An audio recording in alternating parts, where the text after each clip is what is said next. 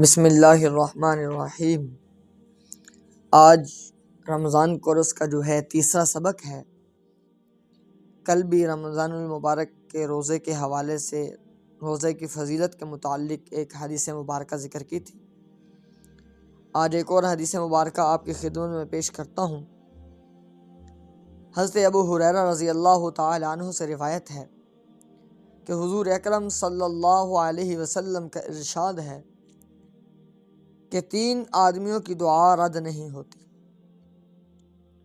ایک روزہ دار کی جب وہ افطار کے وقت دعا مانگتا ہے، دوسرے عادل بادشاہ کی، تیسرے مظلوم انسان کی جس کو اللہ تعالی بادلوں سے اوپر اٹھا لیتے ہیں اور آسمان کے دروازے کھول دیے جاتے ہیں اور ارشاد ہوتا ہے کہ اے بندے، میں تیری ضرور مدد کروں گا۔ کسی مصلحت کی وجہ سے کچھ دیر ہو جائے تو علیحدہ بات ہے۔ اور پھر دوسرا حصہ رمضان کے مسائل کا۔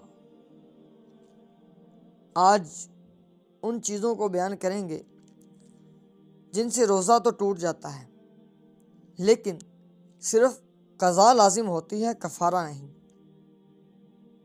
روزے کے اس عنوان کے مسائل کو سمجھنے سے پہلے قضا اور کفارہ دونوں کا معنی اور مفہوم سمجھنا ضروری ہے۔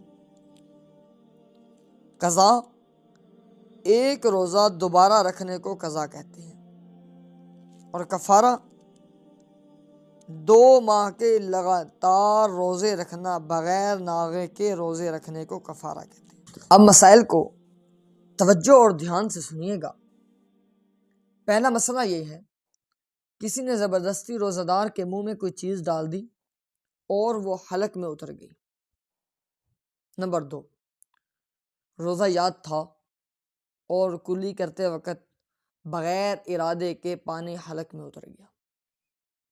نمبر 3، خود بخود قے آنے سے روزہ نہیں ٹوٹتا، خواہ تھوڑی سی ہو یا زیادہ ہو، البتہ جان بوجھ کر قے کی اور منہ بھر کے کی تو روزہ ٹوٹ گیا، اور اگر منہ بھر کے نہ ہو، تھوڑی سی ہو، تو اس سے روزہ نہیں ٹوٹتا۔ نمبر 4، تھوڑی سی قے آئی جسے ہم الٹی کہتے ہیں اپنی زبان، پھر خود بخود حلق میں واپس چلی گئی تو روزہ نہیں ٹوٹا، البتہ اگر قے کو قصدن واپس لوٹایا تو روزہ ٹوٹ گیا۔ نمبر 5، اگر کسی کو قے آ گئی اور وہ یہ سمجھا کہ میرا روزہ ٹوٹ گیا، اس گمان پر پھر قصدن جان بوجھ کر کچھ کھا پی لیا تو روزہ ٹوٹ گیا۔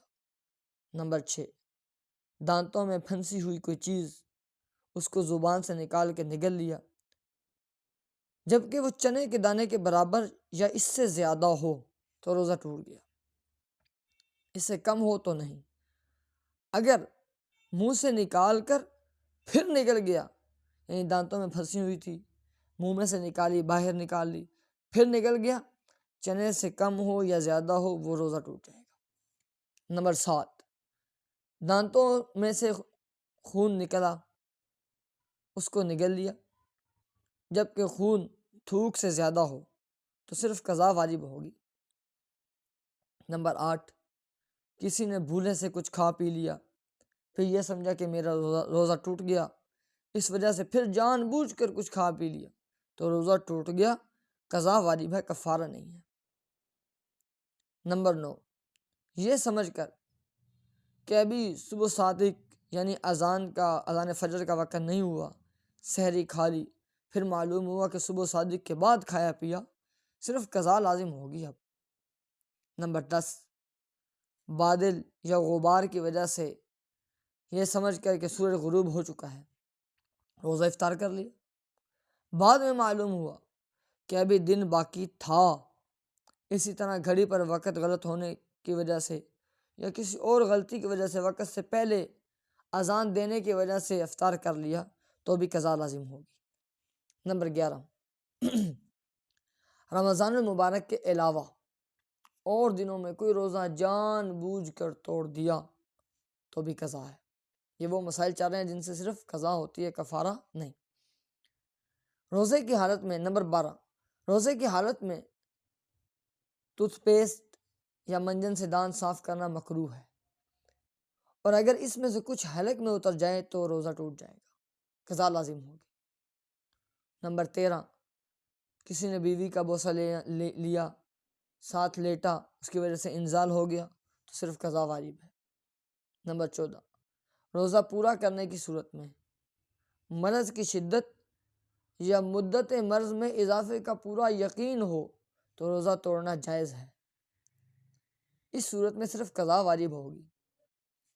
نمبر 15، حلق کے اندر مکھی چلی گئی یا خود بخود دھواں چلا گیا یا گرد و غبار چلا گیا تو روزہ نہیں ٹوٹا، البتہ اگر جان بوجھ کر دھواں یا گرد و غبار حلق میں لے گیا تو روزہ ٹوٹ جائے گا اور قضا لازم ہوگی۔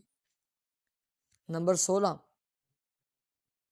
لوبان، عود وغیرہ کو سلگا کر اپنے پاس رکھ کر، یہ خوشبو والی لکڑیاں ہیں، اپنے پاس رکھ کر سلگایا، اپنے پاس رکھ لیا پھر سونگا تو اس سے بھی روزہ ٹوٹ جائے گا اور قضا کرنا ہوگی، قضا لازم ہوگی۔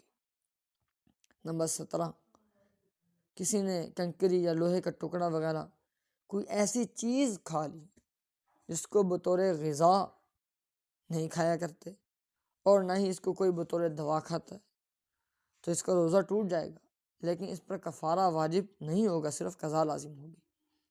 نمبر 18، روزے کو توڑنے سے کفارہ تب ہی لازم آتا ہے جب رمضان میں روزہ توڑ ڈالے،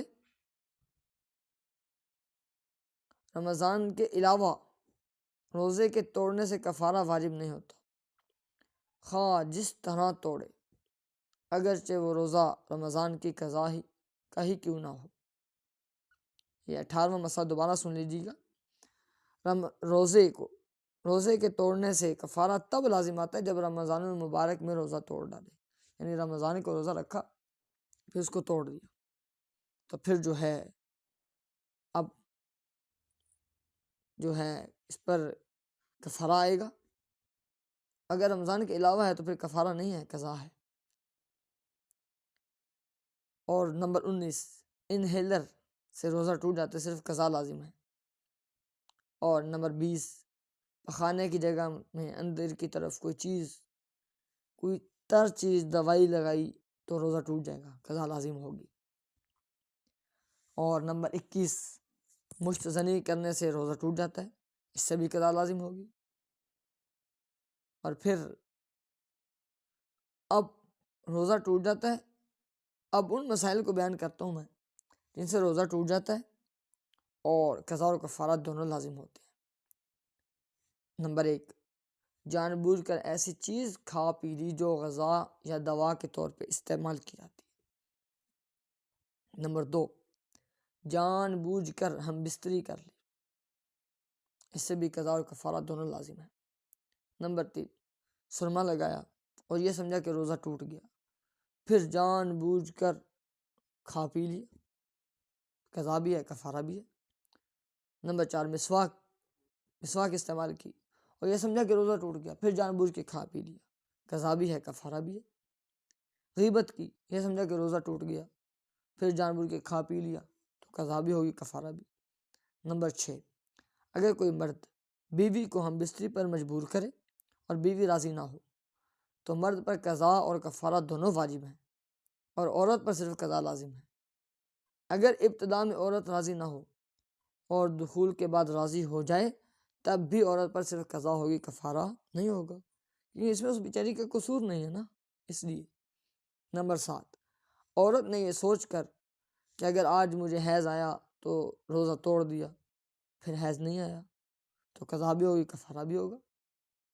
نمبر 8، روزے کی حالت میں حقہ یا سگریٹ پی لی، قضا بھی ہے، کفارہ بھی ہے۔ نمبر 9، روزے کی حالت میں بھول کر کچھ کھا پی رہے ہوں تو جو ہی یاد آئے یا کوئی یاد آئے تو منہ میں موجودہ چیز کھانے کو فوراً پھینک دے، جو بھی چیز منہ میں سے وہ پھینک دے۔ اگر یاد آنے یا یاد دلانے کے بعد جو چیز منہ میں موجود ہے وہ کھائیں گے تو روزہ ٹوٹ جائے گا، قضا اور کفارہ دونوں لازم ہوں گے۔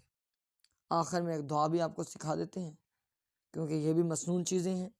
گھر سے نکلنے کی دعا، بسم اللہ توکلت علی اللہ لا حول ولا قوت الا باللہ۔ ترجمہ اس کا یہ ہے، اللہ کے نام کے ساتھ اپنے گھر سے نکلتا ہوں، اللہ پر بھروسہ کرتا ہوں، اللہ کے علاوہ کوئی ایسا نہیں جو قوت اور طاقت دے سکے۔